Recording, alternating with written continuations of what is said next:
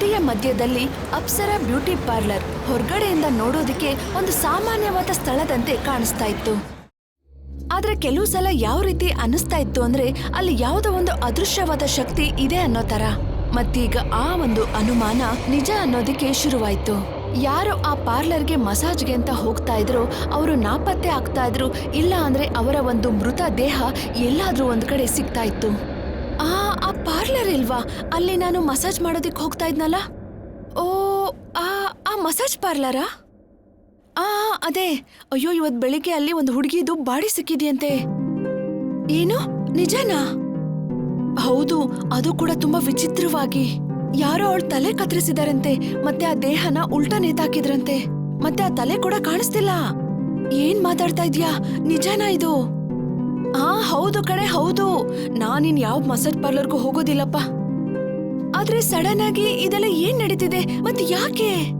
ಒಂದು ಮಾಮೂಲಿ massage parlour ಅಲ್ಲಿ ಈ ರೀತಿ ಘಟನೆ ನಡೆಯೋದು ಎಲ್ರಿಗೂ ಕೂಡ ತುಂಬಾ ವಿಚಿತ್ರವಾಗಿ ಅನ್ನಿಸ್ತಾ ಇತ್ತು. ಆದ್ರೆ ಇದು ಶುರುವಾಗಿದ್ದು ತುಂಬಾ ವರ್ಷಗಳ ಹಿಂದೆನೆ. ಅಪ್ಸರಾ ಮಸಾಜ್ ಪಾರ್ಲರ್ ಅಲ್ಲಿ ನೀನಾ ಎಂಬ ಹುಡುಗಿ ತುಂಬಾ ಹಿಂದೆ ಕೆಲಸ ಮಾಡ್ತಿದ್ಲು. ಅವಳೊಬ್ಳು ಸುಂದರವಾದ, ತುಂಬಾ ಮುಗ್ಧೆಯಾಗಿ ಮತ್ತೆ ಶ್ರಮ ಪಟ್ಟು ಕೆಲಸ ಮಾಡ್ತಿದ್ಲು. ಆದ್ರೆ ಅವಳ ಹಣೆ ಬರಹ ತುಂಬಾ ಕೆಟ್ಟದಾಗಿತ್ತು. ಒಂದ್ ರಾತ್ರಿ ಆ ಪಾರ್ಲರ್ಗೆ ಒಬ್ಬ ಶ್ರೀಮಂತ ಹುಡುಗ ರಾಜ್ ಮತ್ತೆ ಅವನ ಸ್ನೇಹಿತ ಬಂದ್ರು. ಇಬ್ರು ಕೂಡ ಸೇರಿ ಒಳಗ್ ಬಂದ್ರು. ಆಗ ರಾಜ್ ನೀನಾನ ಸೌಂದರ್ಯ ನೋಡಿ ಮೋಹಿತನಾದ. ಅವನು ನೀನಾ ಜೊತೆ ತುಂಬಾ ಕೆಟ್ಟದಾಗಿ ನಡ್ಕೊಳ್ಳೋದಕ್ ಶುರು ಮಾಡ್ದ. ನೋಡೋದಕ್ಕೇನೋ ತುಂಬಾ ಸುಂದರವಾಗಿದೆಯಾ. ಯಾಕೆ ಟೈಮ್ ಸಿಕ್ಕಾಗ ನಾವು ನಿನ್ನ ಹೋಟೆಲ್ ಕರ್ಕೊಂಡು ಹೋಗ್ಬಾರ್ದು? ಇಲ್ಲ ಸರ್, ನಾನ್ ನಿಮ್ ಜೊತೆ ಬರೋದಿಕ್ಕಾಗೋದಿಲ್ಲ. ಅಯ್ಯೋ, ಯಾಕೆ ಬೇಡ? ಒಟ್ಟಿಗೆ ಸುತ್ತಾಡೋಣ, ಪಾರ್ಟಿ ಮಾಡೋಣ, ಮಜಾ ಮಾಡೋಣ. ನೋಡಿ ಸರ್, ನಾನೊಬ್ಳು ಒಳ್ಳೆ ಮನೆತನದ ಮಗಳು. ನನ್ ಕೈಯಿಂದ ಈ ಕೆಲಸ ಮಾಡೋದಿಕ್ಕಾಗೋದಿಲ್ಲ. ಇದು ನನ್ ಕೆಲ್ಸ ಅಲ್ಲ. ನನಗೆ ಯಾವ ಕಷ್ಟವನ್ನು ಬೆರಗೊಳಿಸುವಂತ ಅವಶ್ಯಕತೆ ಇಲ್ಲ. ನೀವು ಪ್ಲೀಸ್ ನನ್ನ ಹತ್ರ ಈ ರೀತಿ ಎಲ್ಲ ಮಾತಾಡ್ಬಿಡಿ. ಇಲ್ಲ ಅಂದ್ರೆ ನಾನು ನಿಮ್ಮನ್ನ ಧಿಕ್ಕರಿಸ್ಬೇಕಾಗತ್ತೆ. ಅರ್ಥ ಮಾಡ್ಕೊಳ್ಳಿ ಪ್ಲೀಸ್. ಏನು? ನೀನೇನಂದೆ? ನೀನು ನನ್ ಮೇಲೆ ಕಂಪ್ಲೇಂಟ್ ಕೊಡ್ತೀಯಾ? ನಿನಗೆ ಇಷ್ಟೊಂದು ಧೈರ್ಯನಾ? ನೀನಾಳ ಮಾತನ್ ಕೇಳ್ದಂತಹ ರಾಜ್ಗೆ ತುಂಬಾ ಕೋಪ ಬಂದು ನೀನಾಳ ಕುತ್ತಿಗೆಯನ್ನು ಹಿಸುಕಿ ಅವಳನ್ನ ಸಾಯಿಸ್ದ.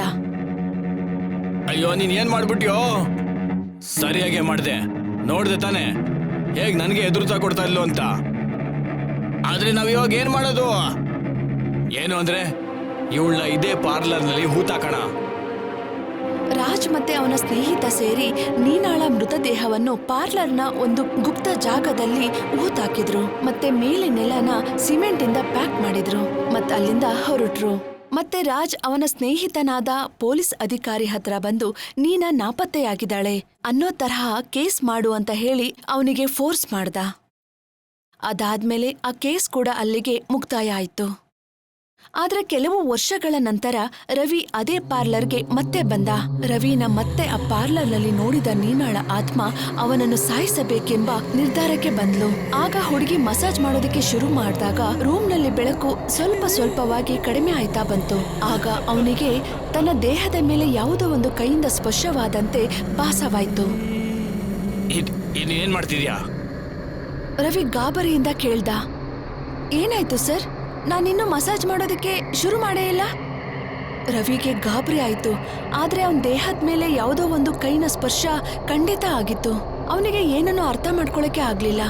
ಆದ್ರೆ ಅವನು ನೋಡ್ತಾ ನೋಡ್ತಾ ಅಲ್ಲಿದ್ದಂತಹ ಕನ್ನಡಿ ಮಾಯ ಆಗೋದಿಕ್ಕೆ ಶುರುವಾಯ್ತು. ಮತ್ತದ್ರ ಮೇಲೆ ರಕ್ತದಿಂದ ಒಂದು ಹೆಸರು ಮೂಡ್ತು, ನೀನಾ. ನೀನಾ? ಕನ್ನಡಿ ಮೇಲೆ ನೀನಾ ಎಂಬ ಹೆಸರನ್ನು ನೋಡಿ ರವಿ ತುಂಬಾ ಗಾಬರಿಯಾದ. ಅವನು ಹಿಂದೆ ತಿರುಗಿ ನೋಡಿದಾಗ ಇಡೀ ಕೋಣೆ ಖಾಲಿಯಾಗಿತ್ತು. ಮತ್ತವನ್ ಎದುರುಗಡೆ ನೀನಾಳ ಆತ್ಮ ನಿಂತಿತ್ತು. ನೀನಿಲ್ಲಿ ಹೇಗೆ? ಅಯ್ಯೋ, ನಿನಗ್ ಮರ್ತೋಯ್ತಾ? ನೆನ್ಪಿಲ್ವಾ?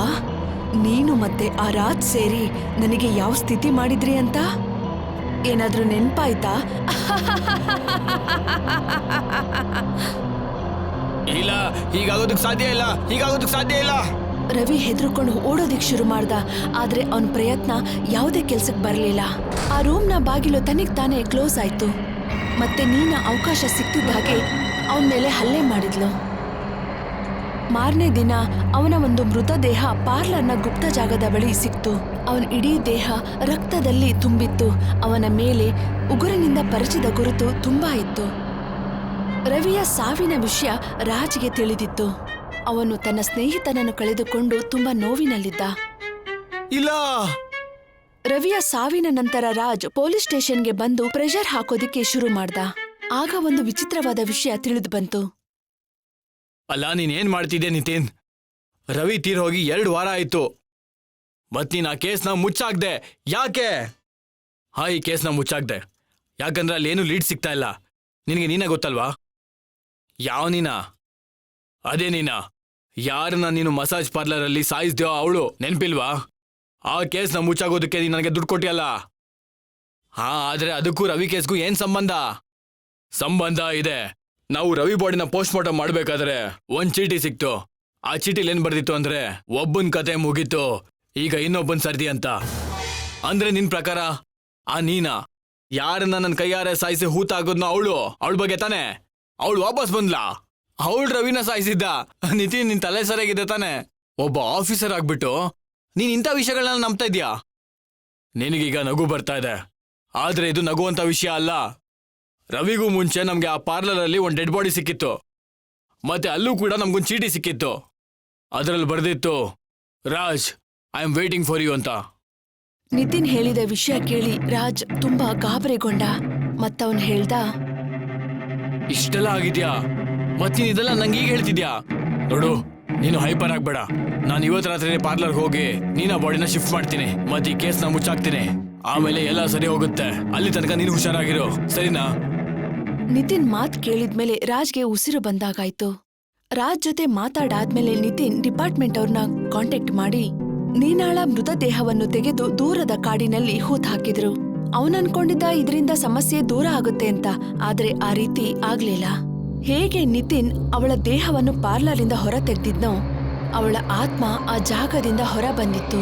ಮತ್ತೀಗ ಆ ಆತ್ಮ ರಾಜನ್ನ ಎಲ್ ಬೇಕಾದ್ರೂ ಸಾಯಿಸ್ಬೋದಾಗಿತ್ತು. ಹಲೋ, ನಿತಿನ್ ಹೇಳು, ಕೆಲ್ಸ ಆಯ್ತಾ? ಆಯ್ತು. ಅದ್ರ ಜೊತೆಗೆ ನಾನು ಆ ಪಾರ್ಲರ್ನ ಕೂಡ ಬಂದ್ ಮಾಡಿಸ್ದೆ. ಸೂಪರ್ ಕಣೋ, ಇದು ವಿಷಯ ಅಂದ್ರೆ. ಸರಿ, ನಾನೀಗ ಇಡ್ತೀನಿ, ಮತ್ತೆ ಮಾತಾಡ್ತೀನಿ. ನಿತಿನ್ ಕೆಲ್ಸನ ಮುಗಿಸಿದ್ದೇನೆ ಅಂತ ಗೊತ್ತಾದ್ಮೇಲೆ ರಾಜ್ ತುಂಬಾ ಖುಷಿಯಾಗಿದ್ದ. ಮತ್ತದೇ ಖುಷಿನಲ್ಲಿ ರಾತ್ರಿ ಸಮಯ ಲಾಂಗ್ ಡ್ರೈವ್ಗೆ ಹೊರಟ. ಆಗ ಸಡನ್ ಆಗಿ ರಾಜ್ಗೆ ಒಂದು ಹೆಂಗಸಿನ ಆಕೃತಿ ಕಾಣಿಸ್ಕೊಳ್ತು. ಅವನು ಜೋರಾಗಿ ಗಾಡಿಯ ಬ್ರೇಕ್ನ ಹೊತ್ತದ. ಆಗ ಅವನ ಗಾಡಿಗೆ ಆಕ್ಸಿಡೆಂಟ್ ಆಯ್ತು. ಆಗ ರಾಜ್ ತುಂಬಾ ಗಂಟೆಗಳ ಕಾಲ ಒಬ್ಬಂಟಿಯಾಗಿ ಅದೇ ರಸ್ತೆಯಲ್ಲಿ ಇದ್ದ. ಸ್ವಲ್ಪ ಹೊತ್ತಿನ ನಂತರ ರಾಜ್ಗೆ ಪ್ರಜ್ಞೆ ಬಂತು. ಆಗ ಅವನು ಕಣ್ಬಿಟ್ಟು ನೋಡಿದಾಗ ಆ ಹೆಂಗಸಿನ ಆಕೃತಿ ಹಾಡನ್ನು ಹಾಡ್ತಾ ಅವನ ಬಳಿಯೇ ಬರ್ತಾ ಇತ್ತು. ಓಹೋ ಇನಿಯ ಬಂದೆಯ ನೀ ಸನಿಹ, ನಾನು ಕಾಯುತ್ತಿರುವೆ. ಓಹೋ ಇನಿಯ ಬಂದೆಯ ನೀ ಸನಿಹ, ನಾನು ಕಾಯುತ್ತಿರುವೆ. ಯಾರು ನೀನು? ಯಾರು? ಅಯ್ಯೋ, ಇದೆಂತ ವಿಷಯ? ನೀನು ಕೂಡ ಮರ್ತ್ಬಿಟ್ಯಾ? ಅವಳು ನೋಡ್ತಿದ್ದಾಗೆ ರಾಜನ ಕಣ್ಣುಗಳು ಅಲ್ಲೇ ಕಳೆದು ಹೋದ್ವು. ಓಹೋ ಇನಿಯ ಬಂದೆಯ ನೀ ಸನಿಹ, ನಾನು ಕಾಯುತ್ತಿರುವೆ. ನೀನು ಇಲ್ಲೇನ್ ಮಾಡ್ತಿದ್ಯಾ? ಅಯ್ಯಯ್ಯೋ, ನೀನ್ ಬೇಜಾರ್ ಮಾಡ್ಕೊಂಡ್ಬಿಟ್ಯಾ? ಆದ್ರೆ ನೀನೇ ತಾನ ಹೇಳಿದ್ದು ನನ್ ಜೊತೆ ಮಜಾ ಮಾಡ್ಬೇಕು ಅಂತ, ಮರ್ತೋಯ್ತಾ?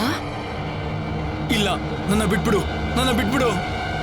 ಏನು ಬಿಟ್ಬಿಡ್ಬೇಕಾ? ನಿನಗೆ ಅನ್ನಿಸ್ತಾ ಇದ್ಯಾ ನಾನ್ ನಿನ್ನ ಜೀವಂತವಾಗಿ ಬಿಡ್ತೀನಿ ಅಂತ? ಹೇಳು. ನೀನ್ ನಂಗೇನ್ ಮಾಡ್ತೀಯಾ? ರಾಜ್ ಮಾತ್ ಕೇಳಿದಂತಹ ನೀನಾ ಕೋಪದಲ್ಲಿ ಅವಳ ಕೈ ಬೆರಳಿನಿಂದ ಅವನ್ ಕಣ್ಣುಗಳನ್ನ ಚುಚ್ಚಿದ್ಲು. ಆಗ ಅವನ್ ಕಣ್ಣುಗಳು ಹೊರಟೋಯ್ತು. ಇಲ್ಲ, ಇದು ನೀನೇನ್ ಮಾಡ್ಬಿಟ್ಟೆ? ಇಲ್ಲ. ಇವಾಗ ನಿನಗೆ ಅರ್ಥ ಆಗುತ್ತೆ ನಾನ್ ಸಾಯುವಾಗ ಎಷ್ಟು ನೆರಳಾಡಿದ್ದೆ ಅಂತ. ಅದಾದ್ಮೇಲೆ ನೀನು ಅವನ ದೇಹನ ರಸ್ತೆನಲ್ಲಿ ಎಳ್ಕೊಂಡು ಹೋದ್ಲು. ಇಡೀ ದೇಹ ರಕ್ತದ ಮಡುವಿನಲ್ಲಿ ಬಿದ್ದಿತ್ತು.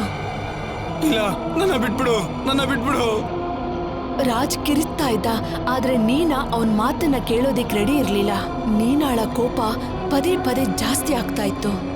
ರಾಜ್ನ ಕುತ್ಕೆನ ಹಿಸ್ಕೋದಿಕ್ಕೆ ಶುರು ಮಾಡಿದ್ಲು. ನೀನಾ ಎಷ್ಟು ಜೋರಾಗಿ ಕತ್ ಹಿಸ್ಕಿದ್ಲು ಅಂದ್ರೆ ಅವಳ ಆ ಹೊಡೆತಕ್ಕೆ ಅವನ ರುಂಡ ಸಪ್ರೇಟ್ ಆಗಿತ್ತು. ಮತ್ತೆ ರಾಜನ ಕತೆ ಅಲ್ಲಿಗೆ ಕೊನೆಗೊಂಡಿತ್ತು. ಮಾರನೇ ದಿನ ಅವನ ದೇಹ ರಸ್ತೆಯ ಮೇಲೆ ಪೊಲೀಸರಿಗೆ ಸಿಕ್ತು. ಆದ್ರೆ ಆ ಕೊಲೆನ ಯಾರ್ ಮಾಡಿದ್ದು ಅನ್ನೋ ಒಂದು ಗುರುತು ಕೂಡ ಅಲ್ಲಿ ಸಿಗ್ಲಿಲ್ಲ.